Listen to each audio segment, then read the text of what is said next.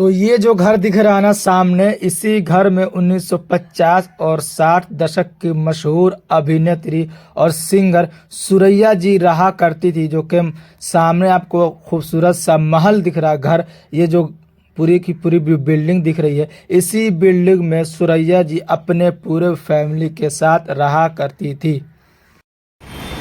Hello दोस्तों, कैसे हो आप लोग? उम्मीद करता हूँ कि सब खैरियत से होंगे। तो फिलहाल मैं पहुँचा हूँ मुंबई के मरीन ड्राइव पे। जैसे कि आपको ये पूरा मरीन ड्राइव का व्यू दिख रहा होगा, बहुत ही शानदार लोकेशन। और आज मैं एक ऐसे अभिनेत्री का हाउस टूर कराने वाले हैं जो कि 50 और 60 दशक की सबसे मशहूर अभिनेत्री मानी जाती थी, और उनकी प्राइस भी थी सबसे ज़्यादा थी, जो कि फिल्म करने के लिए वो चार्ज करती थी। और जो कि 60 और 50 दशक के सबसे कपल्स में से एक उनका गिनती होती थी, जो कि देव आनंद और सुरैया जी का जो लव स्टोरी था, बहुत उस टाइम फेमस हुआ था। तो चलिए आज मैं सुरैया जी का हाउस टूर कराने वाले हैं कि वो मुंबई में कहाँ पर रहती थी एग्जैक्ट। तो ये जो मुंबई की मरीन ड्राइव आपको दिख रहा है, इसी मरीन ड्राइव पे 50 और 60 दशक की मशहूर अभिनेत्री सुरैया जी रहा करती थी अपने पूरे फैमिली के साथ। तो इस वीडियो में आपको सुरैया जी का पूरा बायोग्राफी बताने की कोशिश करेंगे। उससे पहले कि अगर आप चैनल पर पहली बार है तो पहले चैनल को सब्सक्राइब, और ये वीडियो फेसबुक पेज पर देख रहे हो तो फेसबुक पेज को फॉलो एंड लाइक ज़रूर कर लीजिए। और ये जो मेरे बैक साइड में ये हाउस दिख रहा है, ये महल, जो कि इसका नाम महल है, जो कि ये वाला जो बिल्डिंग दिख रहा है ना, इसी बिल्डिंग में रहती थी सुरैया जी, जो कि अपने पूरे फैमिली के साथ। चलिए मेरा पूरा फुल डिटेल्स में इसमें आपको सुरैया जी का हाउस टूर करने को मिलेगा। तो वीडियो में आप लोग लास्ट तक ज़रूर बने रहिएगा। तो जैसे कि आपको सामने ये बिल्डिंग दिख रहा है, इसी बिल्डिंग में सुरैया जी, जो कि 1950 और 60 दशक की मशहूर अभिनेत्री मानी जाती थी, जो कि काफ़ी अच्छे अच्छे फिल्मों में काम कर चुकी थी, और तो इसी घर में अपने पूरे फैमिली के साथ रहा करती थी, जो कि मरीन ड्राइव पे। मरीन ड्राइव एक ऐसी जगह जो कि मुंबई की टॉप 10 टूरिस्ट पैलेस में से एक आती है। और यहाँ पर एक ज़माना था जब सुरैया जी को देखने के लिए लोगों का तांता लगता था, लंबी लंबी लाइन लगती थी, ट्रैफिक लग जाती थी उस टाइम। ये सामने देखिए, जो कि स्टेडियम भी इसके बाजू में आपको वानखेड़े स्टेडियम देखने को मिल जाती है। तो उसके जस्ट बाजू में, वानखेड़े स्टेडियम के बाजू में सुरैया जी का घर देखने को मिल जाता है, जो कि सुरैया जी के घर के सामने यहाँ पर आपको एक चौक भी देखने को मिलेगा। तो आपको पता ही कि जो कि मुंबई का ये जो जगह है, कितनी पॉश इलाका मानी जाती है, बहुत ही महंगा, जो कि सामने समुद्र देखने को मिलता है। और ये देखिए, एक समान आपको यहाँ पर घर देखने को मिलेगा, लगभग 5 से 6 फ्लोर का सभी घर यहाँ पर आपको देखने को मिल जाता है। और सुरैया जी अपने ज़माने के बहुत ही मशहूर अभिनेत्री मानी जाती थी। बताया जाता है कि इस रोड पे ट्रैफिक लग जाती थी, उनको देखने के लिए लोगों का हुजूम उमड़ता था यहाँ पर सुरैया जी को सिर्फ एक नज़र, सुरैया जी का एक झलक पाने के लिए। तो अपने ज़माने की बहुत ही फेमस मशहूर अभिनेत्री मानी जाती थी। और इनकी लव स्टोरी जो है वो बहुत ही फेमस है, जो कि सुरैया जी और देव आनंद जी के साथ, जो कि ये भी वीडियो में बात करने की कोशिश करेंगे। जो कि सुरैया जी और जो देव आनंद, जो कि फिल्म इंडस्ट्री के दोनों अपने अपने ज़माने में मशहूर अभिनेता थे, और ये मशहूर अभिनेत्री माने जाती थी।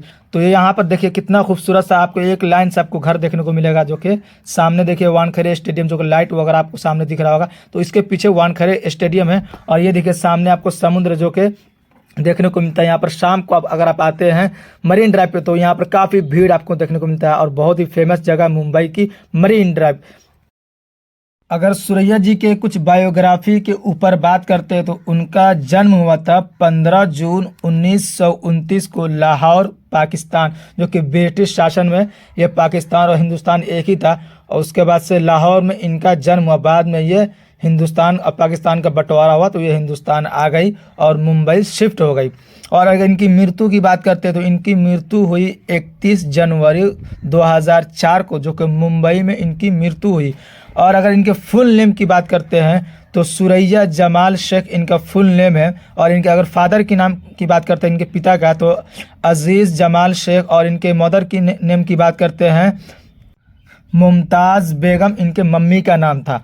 और अगर इनके जो कब्रिस्तान की बात करते हैं कि किस कब्रिस्तान में इनको दफन किया गया है, तो कब्रिस्तान का नाम है बड़ा कब्रिस्तान, जो कि मरीन लाइंस पे आपको देखने को मिल जाता है। उस कब्रिस्तान के अंदर इनको दफन किया गया मुंबई में।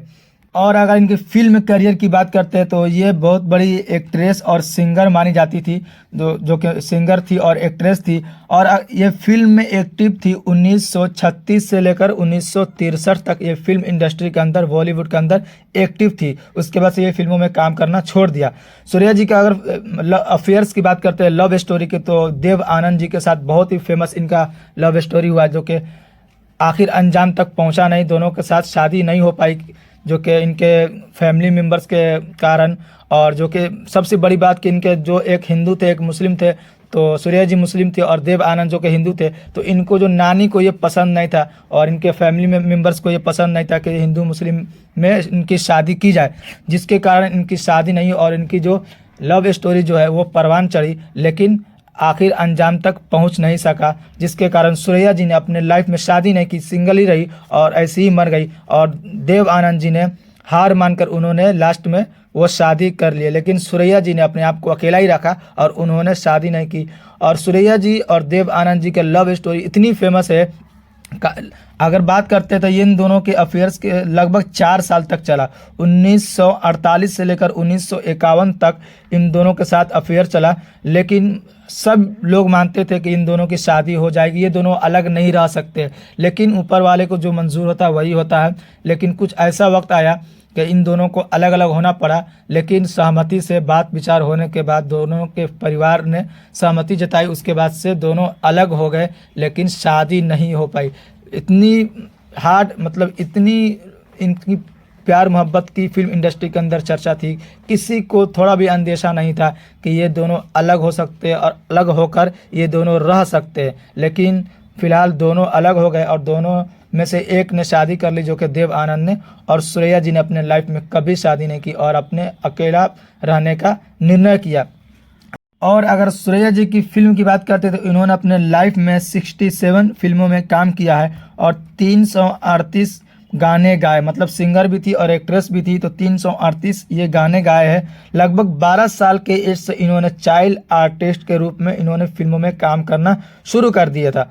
और अगर इनके कुछ फिल्मों की बात करते हैं, जैसे कि बहुत अच्छे अच्छे फिल्मों में काम किया, जैसे मिर्ज़ा गालिब 1954 में, अनमोल गाड़ी जो कि 1946 में, दिल लगी 1949 में, दर 1947 में, दास्ता 1950 में, स्तम सोहराब जो कि 1963 में काम किया।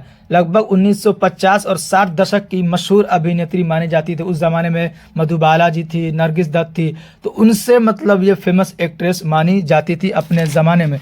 मतलब पैसे के मामले में इनको ज़्यादा डायरेक्टर और प्रोड्यूसर पैसे पे करते थे और इनकी फ़ी जो थी बहुत ज़्यादा थी और हीरोइन के मुकाबले।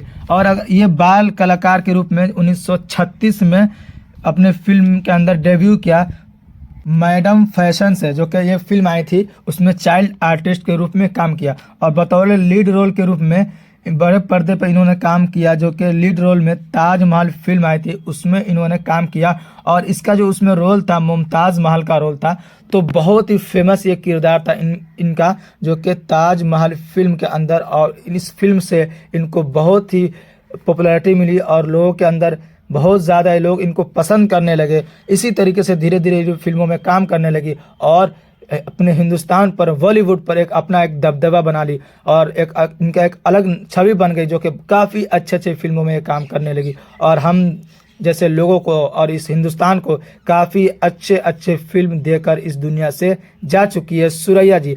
तो सूर्या जी जो कि मरीन ड्राइव पे रहती है, बहुत कम ऐसे अभिनेता जो कि मरीन ड्राइव पर रहते हैं, मात्र 2-3 अब एक्टर एक्ट्रेस है जो कि मरीन ड्राइव पर रहा करते हैं, क्योंकि मरीन ड्राइव इतना महंगा एरिया आता है जो कि सबकी बस की बात नहीं। यही सामने वाली जो बिल्डिंग है, महल है, जो कि इसमें सूर्या जी अपने पूरे फैमिली के साथ उस ज़माने में रहा करती थी। और मरीन ड्राइव जो कि एकदम सी फेसिंग एरिया है, यहाँ पर बड़े बड़े लोग यहाँ पर घूमने फिरने आते हैं। जैसे कि आप लोगों ने मरीन ड्राइव को देखा होगा, बड़ी बड़ी फिल्मों के अंदर भी देखा होगा, यहाँ पर शूट वगैरह होती रहती फिल्मों की, शॉर्ट फिल्म हो या लॉन्ग फिल्म हो, अक्सर आप लोगों